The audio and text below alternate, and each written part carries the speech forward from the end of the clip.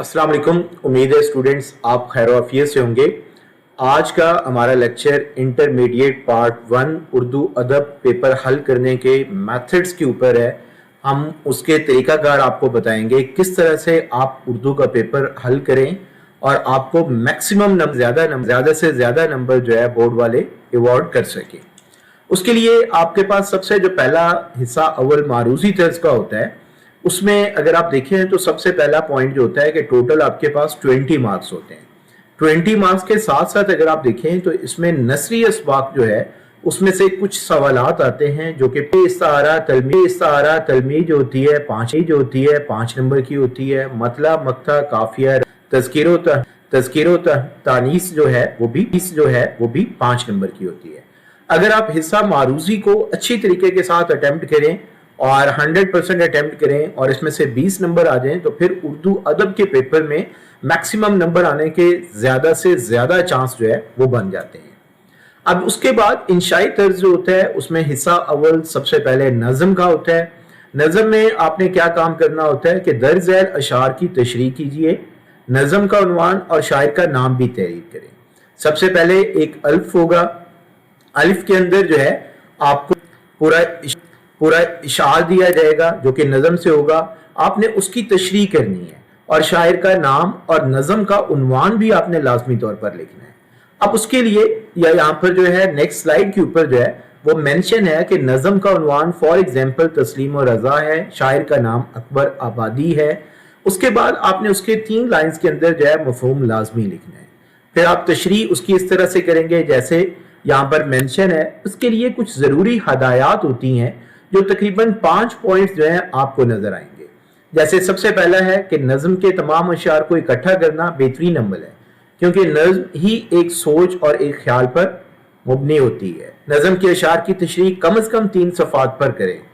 हल लुगत की बजाय मफहूम ही तहरीर किया जाए। नज़म के तशरीह में आयत मुबारका, हदीस, कौल और अशार लिखने से नंबर अच्छे मिलते हैं, लेकिन बेहतर यह है कि इनके लिए आपको मार्कर से लिखा जाए। नंबर 5 जो हमारे पास है कि तशरीह करते वक्त 5-6 सतूर के बाद पैराग्राफ लाजमी बनाएं और इसी तरह एक सफ़ा पर कम से कम 3 से 5 पैराग्राफ बनाएं और इसी तसलसल को बरकरार भी रखें। जबकि हर सवाल के इख्तिताम पर लाइन जरूर लगाएं जो कि इस चीज को फिक्स करती है कि यहाँ पर क्वेश्चन आपका खत्म हो चुका है। इसी तरह से हमारे पास जो हिस्सा दोम होता है, सवाल नंबर 3 होता है। सवाल नंबर 3 दर्ज झैल इक्तबासात में से किसी एक की तशरीह करें जिसमें सियाको सबाक, मुसन्निफ का नाम और सबक का उन्वान भी लिखना होता है। अल्फ के अंदर जो है अज़्म इस्तिक़लाल, शुजाअत, सब्र, तवक्कुल, रज़ा, तकदीर, मुसीबतों की बर्दाश्त जो सिर्फ पैगंबर इस्लाम की सवाने में मिल सकती है। इसमें सबक का उन्वान लिखें, मुसन्निफ का नाम लिखें, सियाको सबाक लिखें, तशरीह लाजमी लिखें। उर्दू अदब की दुनिया में मुमताज नसर निगार की हैसियत रखते हैं। अब इसके लिए जरूरी इंस्ट्रक्शंस क्या है, जरूरी हदायत क्या होती हैं। सियाको सबाक जो होता है कम से कम 5 और ज्यादा से ज्यादा 12 सतूर पर मुश्तमिल होना चाहिए। इससे ज्यादा लेंथी लिखने से अवॉइड करें। इसी तरह से सबक का जो खुलासा होता है, तवारीख, मशहूर वाक़या, अहम शख्सियात और मशहूर जगह के नाम को मार्कर से लिखा जाए। सिर्फ सब ही मौजूद अल्फाज ही इस्तेमाल किए जाए, यानी जो सब के अंदर होते हैं, सब के अंदर अल्फाज होंगे, सिर्फ आपने उन्हीं को लिखना है। आपने कोई और चीजें जो है इसके अंदर ऐड ऑन नहीं करनी। इसी तरह से सवाल नंबर 5 जो है आपके पास अल्लामा इकबाल की नज़्म पैगाम का खुलासा लिखें।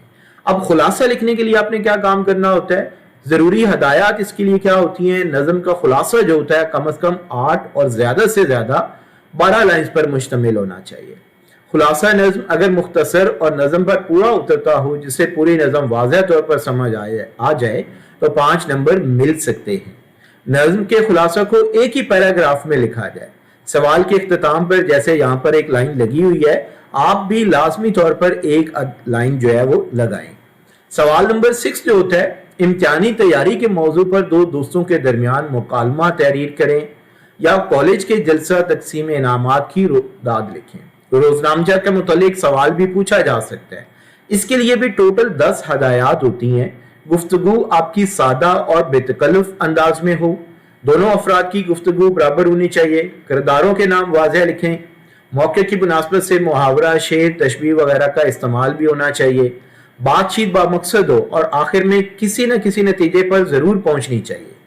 بے مقصد باتوں اور غیر ضروری طوالت سے گریز کیا جائے. مکالمہ میں برجستگی اور بے ساختگی کی جھلک نظر آنی چاہیے. مکالمے میں روزمرہ یا عام بول چال کا خیال رکھا جائے. جن لوگوں کے درمیان مکالمہ ہو ان کے نام مارکر سے لکھے جائیں. رموز اوقاف کا خیال رکھا جائے اور آخر میں ایک لائن ضرور لگائی جائے.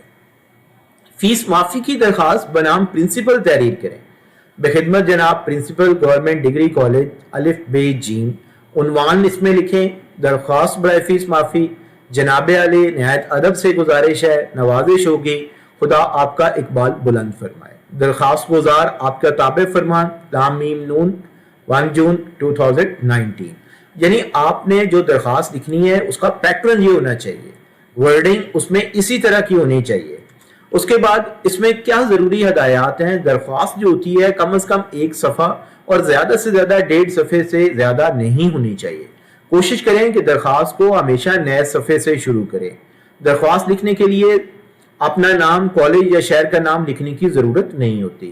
درخواست لکھنے سے پہلے ضروری ہے کہ افسر یا حکمران کا عہدہ ضرور لکھیں.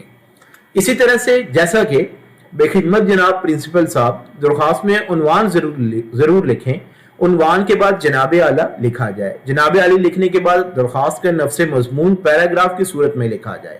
درخواست 3 حصوں پر ہونی چاہیے: آغاز یا تمہید، نفس مضمون اور اختتام. آغاز کیا ہوتا ہے؟ آغاز چند تمہیدی کلمات سے کیا جاتا ہے، جیسے مؤدبانہ گزارش ہے، نہایت ادب سے گزارش ہے، نہایت ادب سے التماس ہے، میں ملتمس ہوں. نفس مضمون کیا ہوتا ہے؟ درخواست میں زیادہ طوالت نہیں ہونی چاہیے، یعنی اس میں بہت لمبے چوڑے الفاظ استعمال نہیں کرنے. اختتام اس کا اس طرح سے ہوتا ہے کہ آپ کی نوازش ہوگی، آپ میری درخواست پر عمدانہ غور فرمائیں گے، میں شکر گزار ہوں گا. درخواست گزار اور العارض کی انتہائی جانب یوں تاریخ لکھیں. اسی طرح سے درخواست لکھنے کے دوران ان الفاظ کی بہت زیادہ غلطیاں ہوتی ہیں. بخدمت جناب پرنسپل صاحب، بخدمت جناب پرنسپل صاحب. اب اس میں دیکھیں غلط کیا ہے اور اس میں کریکشن کیا ہے. جناب پرنسپل صاحب، بخدمت پرنسپل صاحب. اب اس میں کریکشن اور صحیح آپ اس میں تلفظ دیکھ سکتے ہیں. عنوان فیس معافی کی درخواست برائے فیس معافی. جناب اعلیٰ، جناب عالیہ، جناب اعلیٰ، یعنی غلط بھی لکھا ہوا ہے اور اس کے ساتھ ٹھیک بھی لکھا ہوا ہے. سوال نمبر 8 جو آتا ہے، درج ذیل عبارت کی تلخیص کیجئے اور مناسب عنوان تجویز کیجئے. اس کے لیے آپ کو جو ہدایات دی جاتی ہیں، تلخیص اصل عبارت سے ایک تاہی ہونی چاہیے. یعنی سب سے پہلے عبارت کو غور اور توجہ سے کئی بار پڑھیں یہاں تک کہ عبارت کا مفہوم اچھی طرح ذہن نشین ہو جائے. عبارت کے اہم نقطات پر نشان لگائیں. تشبیہات، تصریحات ختم کر کے مفہوم کو سادہ الفاظ میں بیان کریں. عبارت میں اگر اشعار ہوں تو انہیں چھوڑ دیں، انہیں ترک کر دیں. اسی طرح سے آپ کے پاس جو ہے یہ سارے سوالوں کے امپورٹنٹ انسٹرکشنز جو ہیں آپ کو دی ہیں. آپ اس کے پریکٹس کریں. انشاءاللہ اللہ پاک آپ کو بورڈ کے پیپرز میں زیادہ سے زیادہ نمبر اور زندگی میں کامیاب کرے گا. آمین. اللہ حافظ.